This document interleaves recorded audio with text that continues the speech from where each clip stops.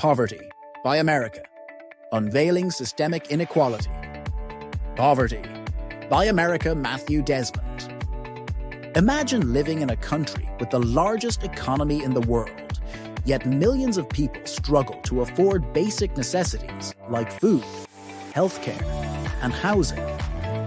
In the richest nation on earth, how is this even possible? What if I told you that poverty in America isn't just an accident, but a design? What if I told you that many of us often unknowingly benefit from keeping others poor? In Poverty by America, Pulitzer Prize winning sociologist Matthew Desmond uncovers the hidden forces that keep poverty alive, exposing how the wealthy, middle class, and even government policies maintain a system where millions struggle while a few prosper. Stick around to uncover the shocking truth about poverty in America and what we can do to end it. Welcome back to Join Top 1%. If you're new here, we break down life-changing books to help you grow smarter, stronger, and more successful. If that sounds good, hit that subscribe button. Now, let's dive into today's book, Poverty by America by Matthew Desmond. Why is this book important? Nearly 40 million Americans live in poverty, but why? Why do government programs fail to end poverty, even though trillions of dollars are spent? And most importantly, who is benefiting from keeping people poor? In this summary, we'll break down the biggest myths about poverty and why they're wrong, how the U.S. economy is designed to exploit the poor, 5 powerful solutions to finally end poverty in America. Let's get started. We're told a lot of stories about poverty in America. Stories about lazy people, about welfare queens, about how the free market will magically lift everyone out of hardship. But what if these stories weren't true? What if they were myths, carefully crafted to obscure the real reasons why so many Americans struggle to make ends meet? Today, we're diving into debunking myths about poverty in America. Lesson 1. The big myths about poverty and why they're wrong, where we're going to debunk some of the biggest myths surrounding poverty in America. Myth number 1. Poor people are lazy. Let's start with the big one. The idea that poor people are lazy, that they're simply unwilling to work. The reality is often starkly different. Most people living in poverty work incredibly hard. They work full-time, sometimes multiple jobs, just to keep their heads above water. Think about the cashier at your local grocery store, working late into the night. Or the single parent juggling 2 minimum wage jobs just to put food on the table. These aren't lazy people. They're working their tails off. Yet even with all that effort, they're still struggling. Consider Walmart, one of the largest companies in the world. Many of their employees, even though they have jobs, rely on food stamps to survive. They work hard, but their wages are so low that they can't afford basic necessities. Is that laziness, or is it a system that's designed to keep wages down and profits high? Myth number 2.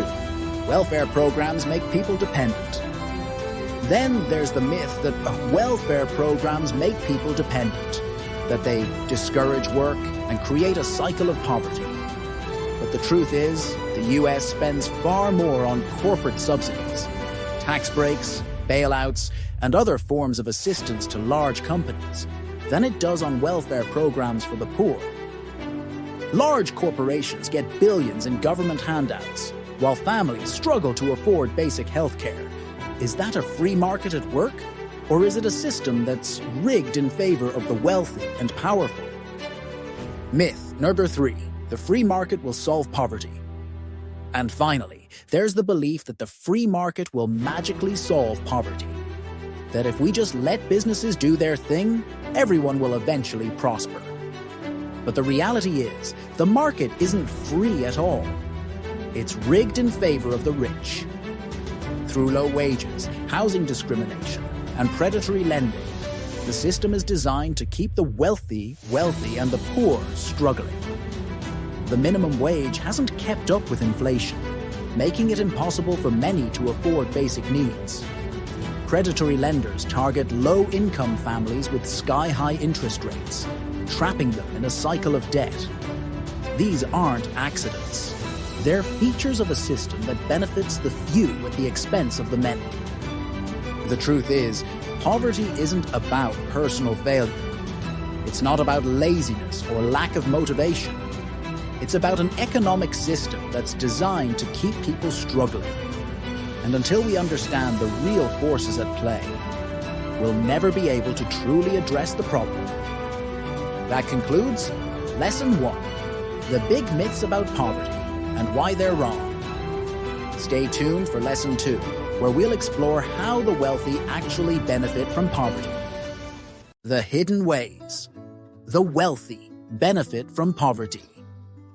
Lesson 2, the hidden ways the wealthy benefit from poverty. Now that we've debunked some of the myths about poverty, let's delve into a more uncomfortable truth.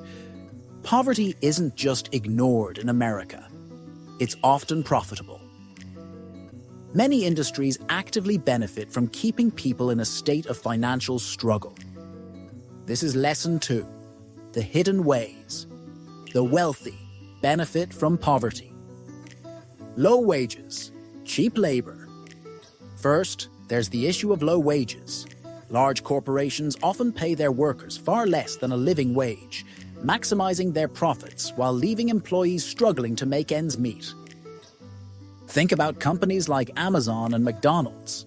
They rely on a workforce that often needs government assistance just to survive. These companies are incredibly profitable, yet their employees are often forced to rely on food stamps and other programs, effectively subsidized by taxpayers. It's a system where corporations benefit from cheap labor, while the cost of that labor is shifted onto the public. The housing market keeps rents high. Next, consider the housing market. Wealthy landlords often make huge profits from high rents, while low-income families struggle to find stable and affordable housing. Landlords frequently raise rents while wages remain stagnant, trapping renters in a cycle of poverty. Families are forced to spend a larger and larger percentage of their income on rent, leaving little for other necessities like food, transportation, or healthcare. It's a system where housing, a basic human right, is turned into a profit-generating machine, often at the expense of the most vulnerable. Banks and credit companies profit from debt.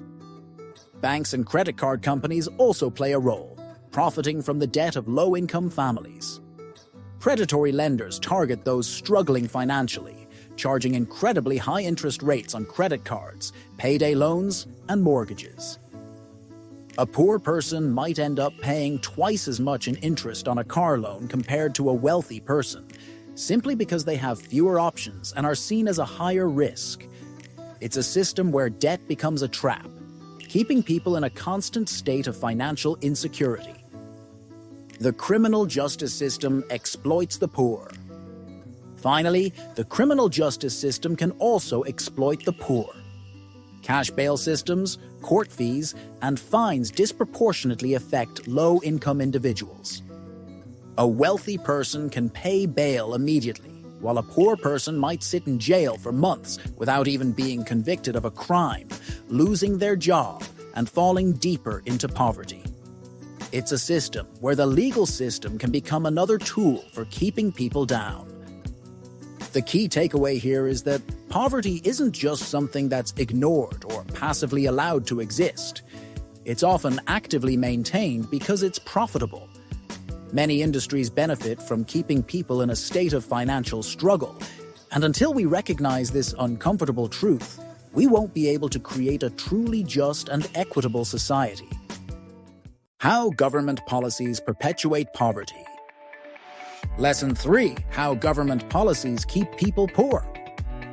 We've seen how private industries can profit from poverty. But what about the government? Surely our elected officials are working to solve this problem, right? Unfortunately, the reality is often more complex. Lesson 3.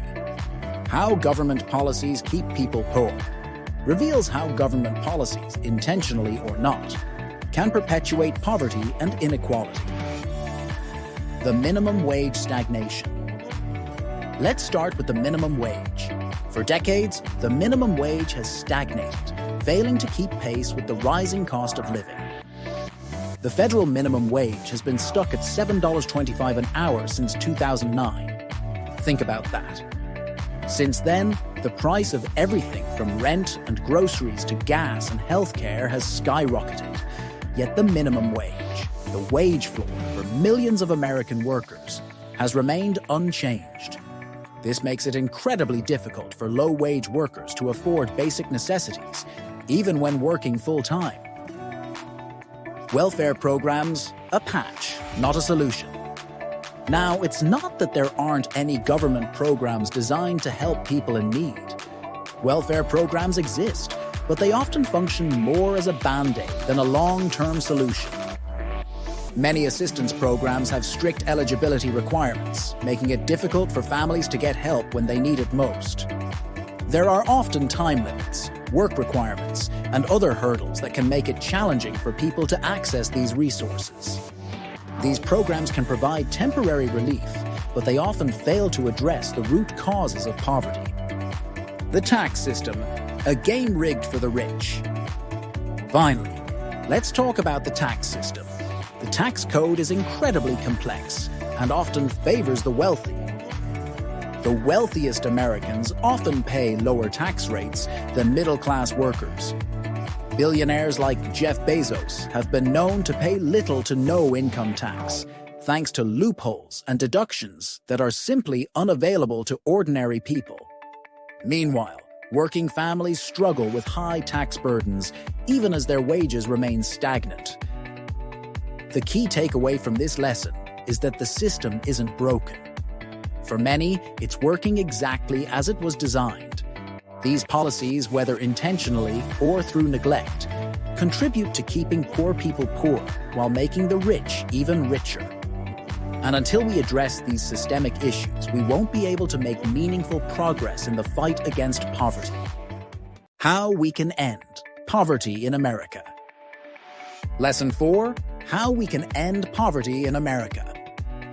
We've explored the myths, the hidden benefits, and the government policies that perpetuate poverty. But it's not all doom and gloom. The good news is we have the power to change things. Lesson 4, How we can end poverty in America, outlines concrete steps we can take to create a more just and equitable society. Raise the minimum wage. First and foremost, we need to raise the minimum wage to a livable level.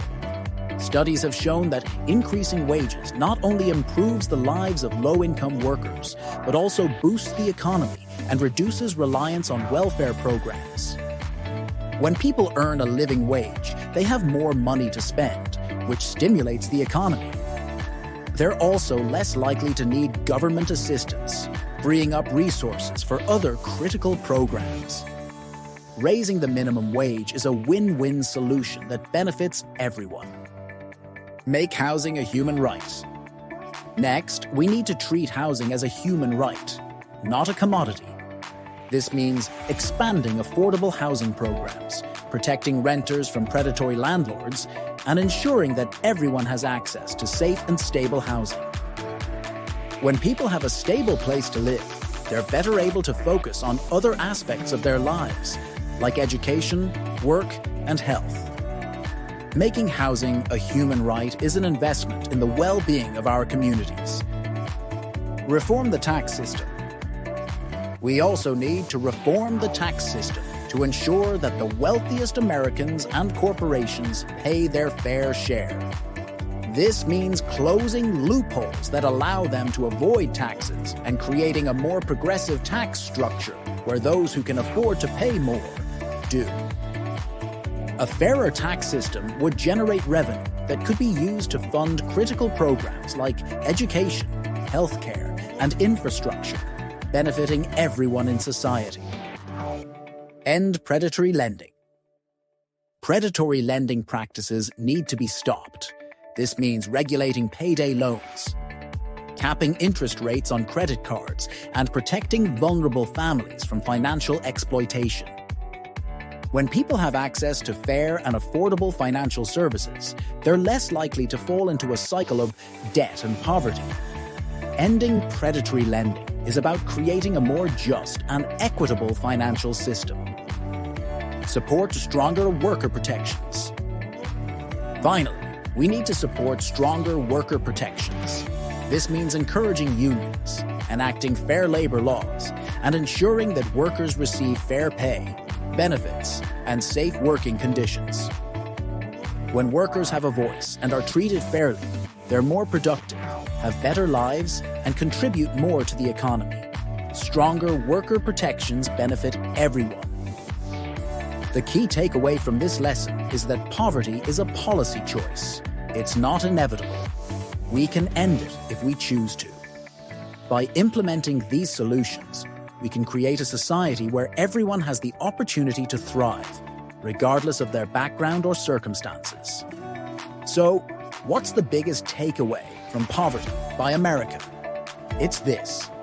Poverty in the US is not inevitable. It's not a personal failing. It's the result of deliberate policy choices and economic structures that benefit the wealthy while exploiting the poor. But here's the good news. We have the power to change it. We can choose to create a different kind of society, one where everyone has the opportunity to thrive. By raising wages, reforming housing policies, fixing the tax system, ending predatory lending, and supporting workers' rights, we can build an economy that works for everyone, not just the wealthy few. It won't be easy, but it's absolutely possible. Want to learn more and join the fight against poverty?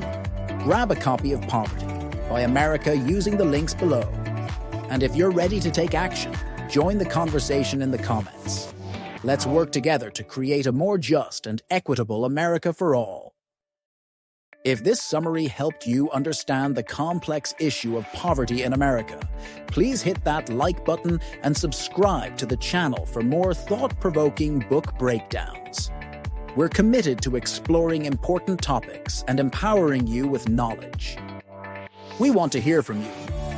Which book should we summarize next? Let us know in the comments below. Your suggestions are valuable, and we're always looking for new and impactful books to explore. Want more book breakdowns like this? Check out these related videos. We've got a whole library of summaries covering a wide range of topics, from personal development to social issues. Ready to take your learning to the next level? Join our community at Join Top 1%. We're dedicated to helping you level up your mindset, achieve your goals, and make a positive impact on the world. Thanks for watching, and we'll see you in the next video.